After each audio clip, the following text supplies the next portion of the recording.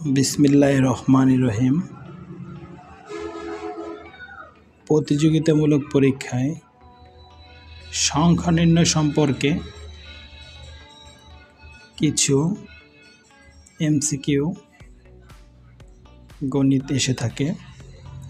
এগুলো অল্প সময়ের ভিতর সমাধান করা একটু কঠিন, এই জন্য কিন্তু শর্টকাট টেকনিক অবলম্বন করতে হবে। এখানে দুটি শর্টকাট টেকনিক এর সমাধান দেয়া হলো।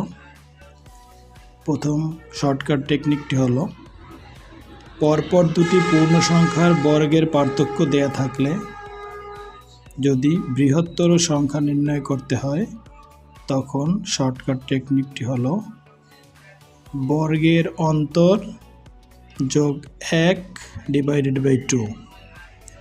আর যদি পরপর দুটি পূর্ণ সংখ্যার বর্গের পার্থক্য দেয়া থাকে, যদি ক্ষুদ্রতর সংখ্যা নির্ণয় করতে হয়, তাহলে শর্টকাট টেকনিকটা হচ্ছে বর্গের অন্তর বিয়োগ 1/2। 22তম বিসিএসে এই ধরনের একটি ম্যাথ এসেছে। এখানে সমাধানটি শর্টকাটে খুব সংক্ষেপেই করে দেখানো হলো। আশা করি শিক্ষার্থীরা উপকৃত হবে।